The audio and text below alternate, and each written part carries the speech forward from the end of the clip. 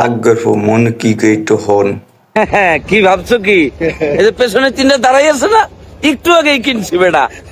মানুষের খেতার কাটতে বললে বলা ভালার বলা, যেই খাউনটা দেশে লঞ্চের ভেতরে, ও ডাইলের ভিতরে খুশি খুশি করে ধন্যবাদ গেলে দেশে দাদু 12টা বাজে ঝোলা বেরিয়ে রেখেছি বেটা। মানছে খবরদার বরিশালীদেরকে নিয়ে একটা খারাপ কথাবার্তা বলবা, সোপ্রাইয়ে পুষ্কুনিতে, সরি নদীতে ফেলাবো।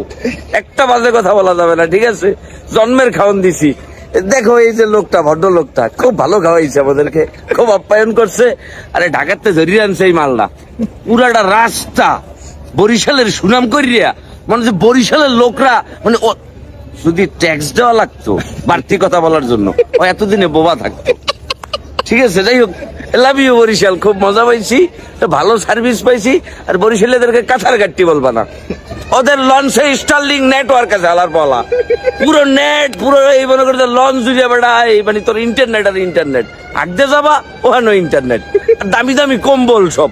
যাই হোক, লাভ ইউ বরিশালবাসী, ঠিক আছে, খুবই লাভ ইউ আপনাদেরকে।